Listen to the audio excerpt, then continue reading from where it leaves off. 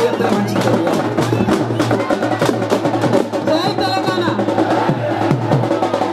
జై తెలంగాణ అన్నప్పుడు చేయొత్తన వాళ్ళని ఆంధ్రోళ్ళు అంటారు ఇష్టం. జై తెలంగాణ, జై తెలంగాణ.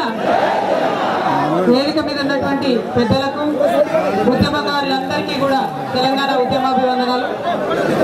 మనందరికీ తెలిసి ఎందుకు ఇక్కడ కూర్చున్నామో, మరి నిన్న పొద్దున్న నుంచి మొదలు పెడితే తిండి లేక, తిప్పలు లేక, నిద్ర లేక, రాత్రంతా కూడా మన కళాకారులు ఆటపాటలతో అలసిపోయి ఇంత పెద్ద ఎత్తున ఇక్కడికి చేరి బాబు ప్యాకెట్ లాపాయి బాబు, తర్వాత కూర్చో అనే కూర్చో. మన తెలంగాణ ఆకాంక్షలు కాంగ్రెస్ ప్రభుత్వానికి చూపించేటటువంటి ప్రయత్నం మరి మనందరం కూడా చేస్తా ఉన్నాం. ఈ సందర్భంలో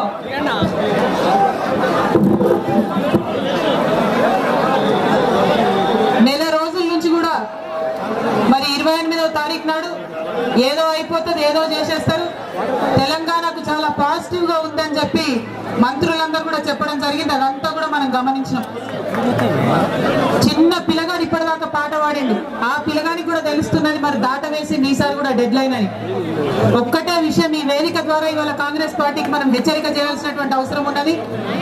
డెడ్ లైన్లు దాట వేసినటువంటి కాంగ్రెస్ పార్టీకి మనందరం కలిసి మరి డెత్ లైన్ రాయాలి ఖచ్చితంగా.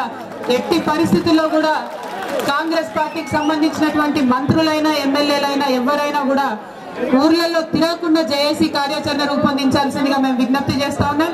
తెలంగాణ జాగృతి కార్యకర్తలు జేఏసీ ఇచ్చినటువంటి ఏ కార్యాచరణ అయినా సరే, ఏ కార్యక్రమం అయినా సరే ఖచ్చితంగా అడుగడుగునా మీకు తోడుంటామని కూడా తెలియజేస్తా ఉన్నాం.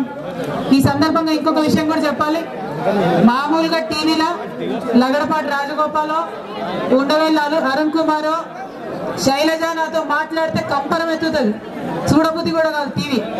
కానీ నిన్న మొట్టమొదటిసారి జానారెడ్డి గారు మాట్లాడిన తర్వాత లగడపాటి రాజగోపాల చాలా మంచిగా అనిపిస్తున్నాడు ఇప్పుడు నాకైతే. ఎంత దారుణంగా మళ్ళా ఒక్కసారి తెలంగాణ ప్రజలను మోసం చేసిండ్రు అన్నది నిన్న ఆయన మాటల ద్వారా స్పష్టమైంది. సీమాంధ్ర నాయకులేమో మేము లెటర్ హెడ్ల మీద రాజీనామా ఇస్తామని బెదిరిస్తారు, మరి మన నాయకులేమో ఇంకా కూడా నమ్మకం ఉందని చెప్పి పసలేని మాటలు మాట్లాడుతూ ఉన్నారు. దయచేసి జేఏసీ నాయకులందరికీ కూడా విజ్ఞప్తి చేస్తూ ఉన్నాం, ఒక సీరియస్ కార్యాచరణ ప్రకటించండి.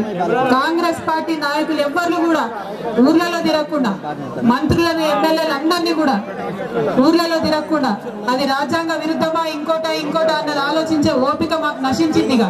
ఎట్టి పరిస్థితుల్లో వాళ్ళెవరు కూడా ఊర్లలో తిరగకుండానే కార్యాచరణ చేయవలసిందిగా జాగృతి తరఫున విజ్ఞప్తి చేస్తా ఉన్నాం.